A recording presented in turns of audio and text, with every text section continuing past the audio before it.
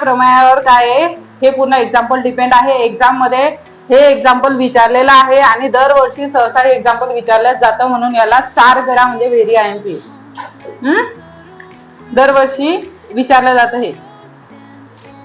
चला इकडे लक्ष द्या. आता अँगल बायसेक्टर थेरम मध्ये काय सांगितलंय, जो अँगल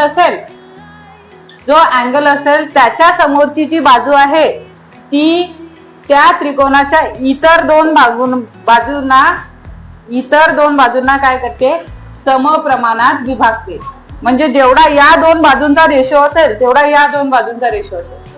बरोबर, एवढं फक्त अँगल बायसेक्टर थेरम मध्ये सांगितलेलं आहे. आपल्याला एवढंच लक्षात ठेवायचं आहे, बाकी भरती लक्षात ठेवायची का नाही. आता इथे काय सांगितलेलं आहे, कोणकोणती साईड आहे मग इथे, पहिली MN. कोणती साईड आहे पहिली, MN. MN चा रेशो कशा सोबत येईल, पण आपल्याला MN किती दिलेली आहे ते आधी लिहून घ्यायचंय. MN किती आहे 5. किती लिहायचं, इन ट्रायंगल MNQ म्हणजे त्रिकोणामध्ये हे जे पहिली लाईन असते ही जशी ती तशी लिहायची. गिवन मध्ये जसं तसं लिहून ठेवायचं, फक्त हे एवढं लिहायचं नाही. जी गिवन असते त्याच्यानंतर इथे सुरू करायचं. MN ही किती दिली आहे 5. PN किती आहे 7. MQ किती आहे 2.5.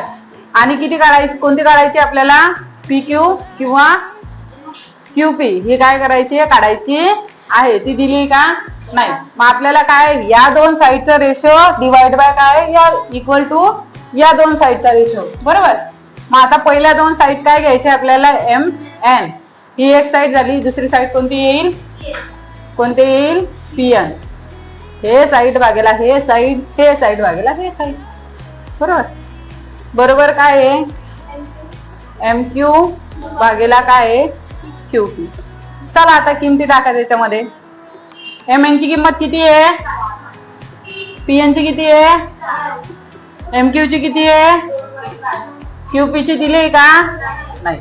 आता असं जेव्हा येतं तेव्हा इथं काय करायचा, तिरकस गुणाकार करायचा. काय करायचा, तिरकस गुणाकार. या भाऊला याच्यासोबत जोडायचं, या भाऊला याच्यासोबत जोडायचं. आता तिरकस गुणाकार करताना 5 गुणेला काय आलं इकडे, 5 गुणेला काय QP. इकडे काय आलं 7 गुणेला 2.5. हा इकडे गुणेला आहे, इकडे आल्यानंतर काय होईल भागेला. मग आता आपण घेतलं QP बरोबर 7 गुणेला 2.5 भागेला काय 5. ज्याला गुणाकार येत नसेल त्याने एकदम सोपी भाषेत लक्ष द्यायचं.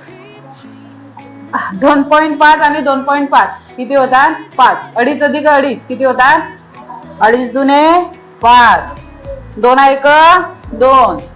7ला जर अर्धे केले तर किती होतात 3.5. किती होतात 3.5. म्हणजे 7ला जर 2 ने भागलं तर आन्सर किती येतं 3.5. म्हणून आपल्याला QP ची किंमत किती आहे 3.5. किती आहे QP ची किंमत 3.5. हेच काय होतं आपलं आन्सर होतं. खाली लिहायचं then the value of PQ is 3.5. Marathi मधल्या पोरांनी लिहायचं QP ची किंमत ही 3.5 आहे. समजलं.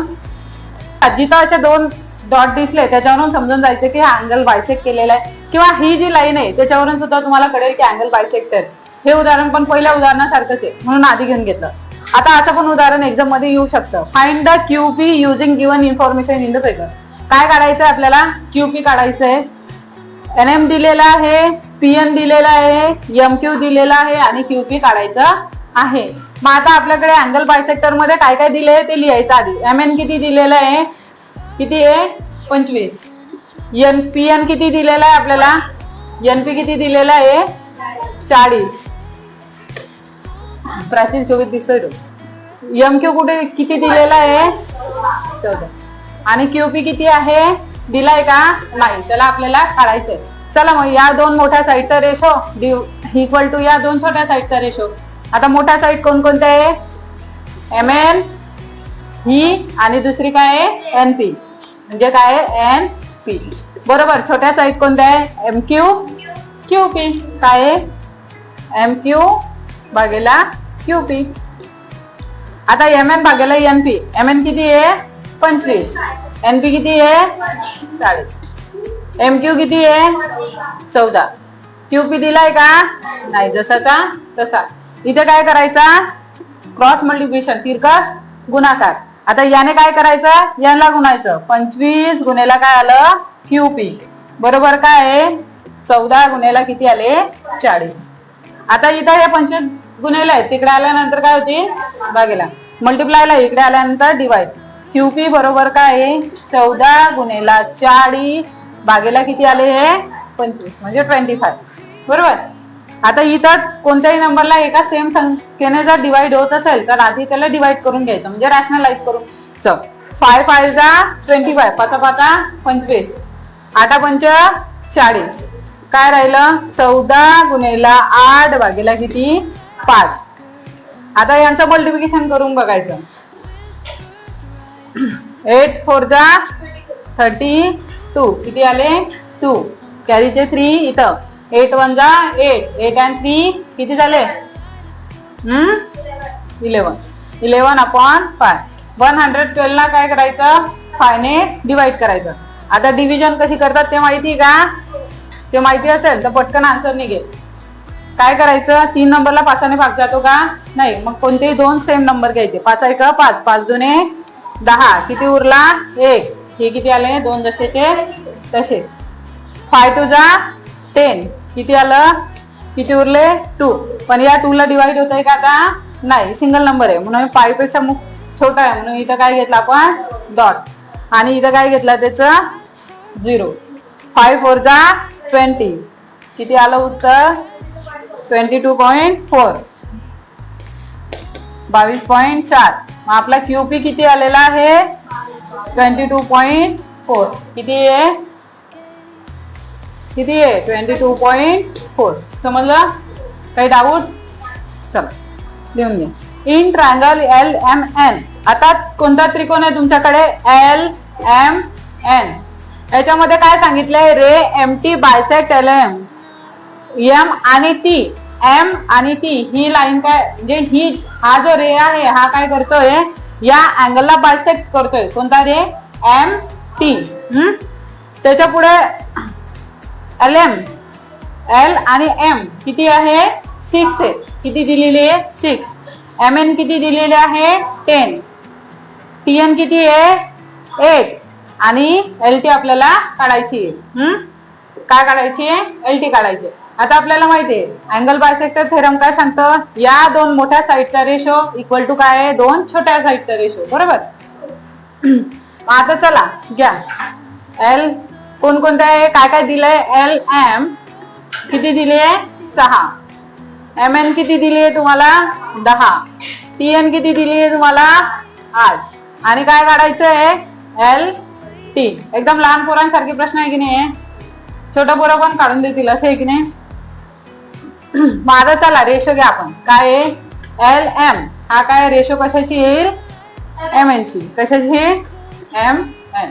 पुढे या दोघांचा रेशो काय रेशो LT डिवाइड बाय काय आहे TN बरोबर. चला मग आता पटापट किमती सांगा मला. LM ची किंमत काय आहे 6, MN ची किती आहे 10, LT ची दिली का, TN किती आहे 8. या दोघांचं काय करायचं आहे क्रॉस मल्टिप्लिकेशन. काय करायचं आहे क्रॉस मल्टिप्लिकेशन करा. मग 6 गुणेला 8 बरोबर LT गुणेला किती आहे 10. मग आता हे 10 इकडे गुणेला आहे, तिकडे आल्यानंतर भागेला डिवाइड लावते. LT is equal to 6 multiply by 8 divide by 10. आता LT इज इक्वल टू 8 6 जा किती होतात 8 10 किती आहे 10. एखाद्या नंबरला जर 10 ने डिवाइड केलं तर आपण याचं काय शिकलेलो आहोत डेसिमल फॉर्म शिकलेलो आहे. डेसिमल नंबर त्यावेळेस बघितलं जर इथं एक शून्य असेल तर किती पॉइंटच्या नंतर डॉट येईल एका पॉइंटच्या नंतर, म्हणून 4.8. किती आली LT किती आले आपले 4.8, किती आली 4.8. देन इन ट्रायंगल ABC, आता त्रिकोण कोणता इथं AB आणि C. आतापर्यंत आपण जेवढे उदाहरण घेतले तेवढ्या उदाहरणामध्ये काय सांगितलंय की अँगल बायसेक्टर थेरम मध्ये दोन मोठ्या साईड इक्वल टू प्रोपोर्शन मध्ये काय दोन छोट्या साईड. एवढं लक्षात आहे की नाही, फक्त एवढं डोक्यात फिक्स करून घ्यायचंय. आता इथं बीडी हा एक काय रे बीडी आहे, हा काय करतो अँगलला बायसेक्ट करतो. काय करतो? बायसेक्ट करतो. त्याच्यामुळे इथं काय झालंय, दोन पार्ट झालेले. त्याच्या समोरच्या साईडचे किती पार्ट झालेले? दोन. मग आता आपल्याला काय घ्यायचंय, then find out the value of x. आता आपल्याला कशाची किंमत काढायची? एक्स. आतापर्यंत आपल्याला एक व्हॅल्यू दिलेली नाही राहायची आणि ती काढावं लागायची. इथे तर चारही दिलेले आहेत की नाही, पण काय काढायचंय, एक्स ची व्हॅल्यू फाइंड आउट करायची.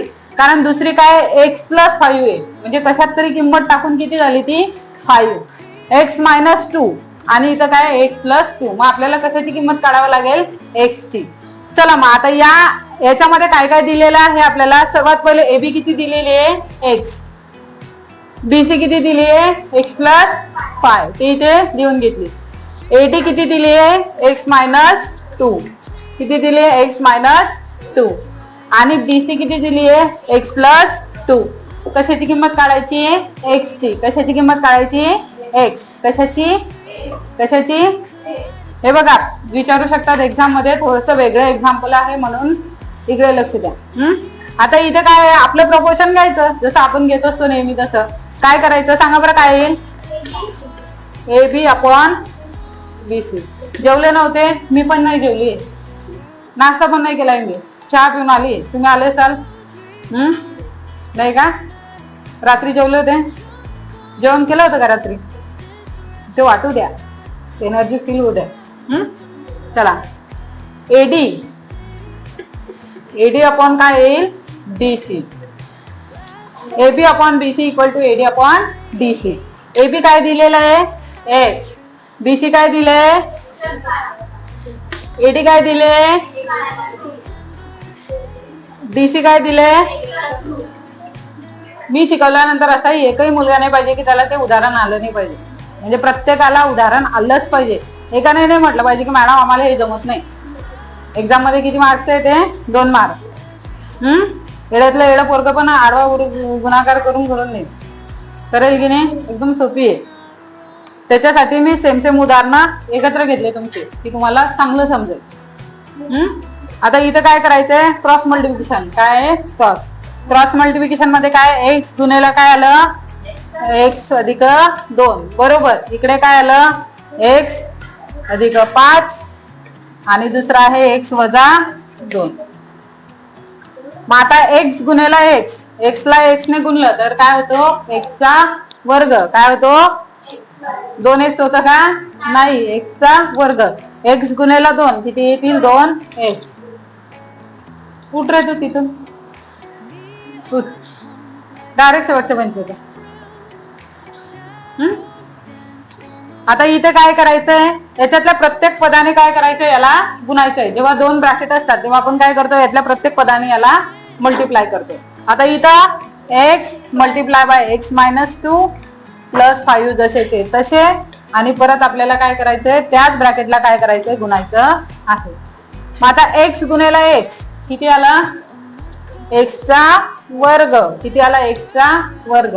एक्स गुणेला 2 किती आलं? 2x.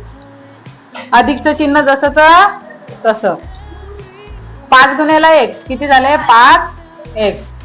5 गुणेला 2 किती झाले? 10. किती झाले? 5 गुणे 10 किती?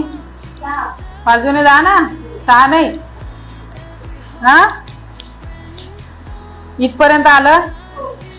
आता इथे पाहायचं, हे तर इकडची साईड आपण काय करायची? एक्सचा वर्ग अधिक 2x. हिला विचारीला साईडलाच ठेवू आपण. पहिले काय करू? इकडे करू. आता इथे एक्सचा वर्ग जसाचा तसा आहे. 5x मधून 2x केले किती राहतात? 3x.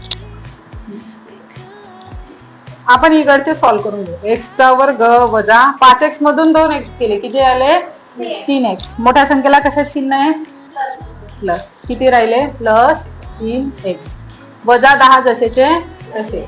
मग आता इथे आपण एक्सचा वर्ग अधिक 2x बरोबर काय? एक्सचा वर्ग अधिक 3x वजा 10. आता इथे काय करू आपण? सारखे पद काय करू? जवळ आणू.